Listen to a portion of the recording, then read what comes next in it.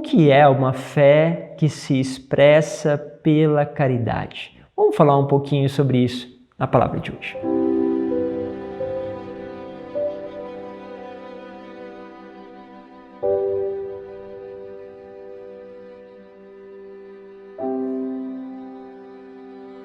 Em nome do Pai, do Filho e do Espírito Santo. Amém. Sempre é muito bom aprofundar na palavra, viver essa experiência. Saiba que possa cada vez mais a palavra ser aí fonte de luz para os seus passos. Lembro também, se você quer ver estas homilias também sobre o foco, sobre o olhar do Evangelho, pode bater aí Padre Isaac Madureira e bate a citação do Evangelho. Hoje, por exemplo, o Evangelho está em Lucas, capítulo 11, versículo 37 ao 41. Então você bate Padre Isaac Madureira, homilia, e Lucas 11, 37, 41, e você vai ter, porque já fiz várias outras homilias sobre o texto do Evangelho. Mas eu tenho dado nesse tempo um foco maior justamente na primeira leitura, né? Muitos têm partilhado, então tenho também tentado, à medida do possível, responder as pessoas têm me pedido de trabalhar mais com a primeira leitura, porque há uma dificuldade de conseguir conteúdos relativos à primeira leitura.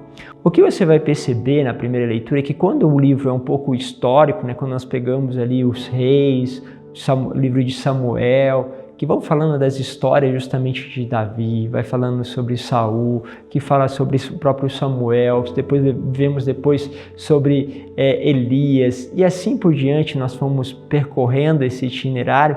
Você vai perceber que em cada momento tem um ensinamento. Quando nós trabalhamos com a carta de São Paulo, por exemplo, as cartas, ela tem uma linha que percorre toda a carta. Por quê? Porque há uma preocupação específica em relação àquela comunidade. A preocupação específica aqui que aparece é a questão justamente de querer que os pagãos possam se tornar, vamos dizer assim, judeus, ou seja, que pratiquem a lei judaica. E esse é o questionamento. Também tinha outra base, que é a base de que realmente os pagãos precisam receber o anúncio do Evangelho. Bom, tendo esta lógica, você vai percebendo que vai sempre tocando este aspecto. Hoje não é diferente. São Paulo vai tocar este aspecto para ainda um outro olhar sobre este mesmo ponto. Então vamos lá. Está em Gálatas, capítulo 5, versículo de 1 a 6. Diz assim: Irmãos, é para a liberdade que Cristo nos libertou. Ficai, pois, firme e não vos deixeis amarrar de novo ao jugo da escravidão. Lembra? Ontem já falamos entre a escrava e a livre, usando a imagem de Agar e justamente de Sara. Eis que eu, Paulo, vos digo, Cristo não será de nenhum proveito para vós se vos deixar de circuncidar. Ok? Aqui ele já foi direto, a abordagem que ele quer, ou seja, não volta em Gálatas, que são pagãos, a questão da circuncisão dos judeus. Não vos deixeis circuncidar. Mais uma vez, atesto a todo homem circuncidado que ele está obrigado a observar toda a lei. Ok? Então, você vai fazer a circuncisão e vai ter que observar a lei. Ou seja, quando você entra para se tornar, entre aspas, um judeu, você precisa, como um judeu, praticar toda a lei judaica.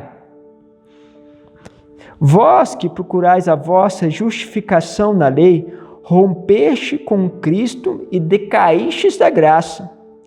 Quanto a nós que nos deixamos conduzir pelo Espírito, é da fé que aguardamos a justificação, objeto de nossa esperança.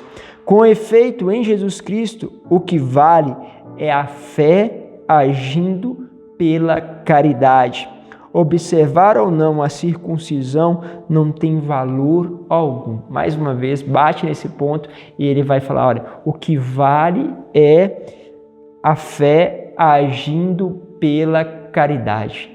Olha só que interessante.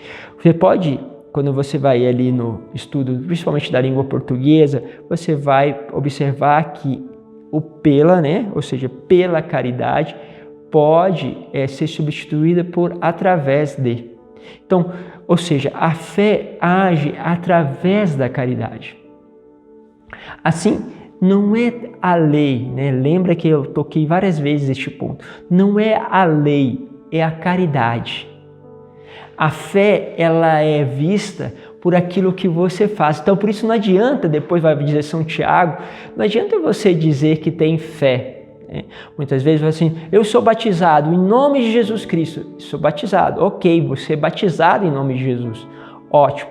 Mas se você não pratica a caridade, a tua fé não está se movendo segundo esta caridade. Ou seja, não tem como eu dizer que creio e depois não faço. E depois São Tiago vai ser extremamente duro, né? Quando ele diz, crê, até os demônios creem. Ou seja, não é o fato de crer, não é uma fé, vamos dizer assim, de palavras, não é uma fé que se perde no ar. Não, é uma fé real. Não adianta que você me diga que é católico, mas você não vai na missa, não frequenta os sacramentos, não medita a palavra. Mas que fé católica é essa? Que catolicismo você tem? Não é um catolicismo de palavras, esse catolicismo de palavra não faz nada. Catolicismo, e agora os evangélicos também, nossos irmãos evangélicos, sofrem da mesma coisa. Quantas pessoas se dizem evangélicas e não têm prática de caridade nenhuma? E assim, o que era um problema, entre aspas, somente católico, hoje também nós vemos, né, também dos evangélicos não praticantes. Por quê? Porque é uma vivência isolada. É uma vivência sem a caridade. Por isso, perceba se a tua vida mostra uma fé que se move, que age através do amor. O ato de perdoar, o ato de acolher pessoas que não merecem, o ato de encontrar-se, né, justamente com aqueles que estavam perdidos, de ir em busca da ovelha perdida, ou o ato de poder adorar a Deus, de rezar, de bendizer. Será que essa minha fé mostra uma caridade que se move também pela oração, quando eu intercedo, quando eu olho para o outro, quando eu me preocupo, quando eu coloco aquele outro na minha oração, quando eu entrego aquele outro na minha oração? Sim, olha, veja.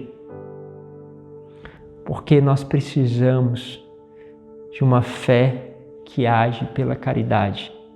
E não adianta também só ter caridade, porque a caridade também sozinha, ela pode ser também um mero fruto para nós, vamos dizer assim, sabotarmos um pouquinho a nossa consciência que nos pesa. Lógico, menos mal. Melhor a caridade sem fé do que caridade nenhuma. Mas devemos mover-se com a nossa fé, mostrando ela através da caridade. Deus os abençoe. Pai, Filho, Espírito Santo. Amém.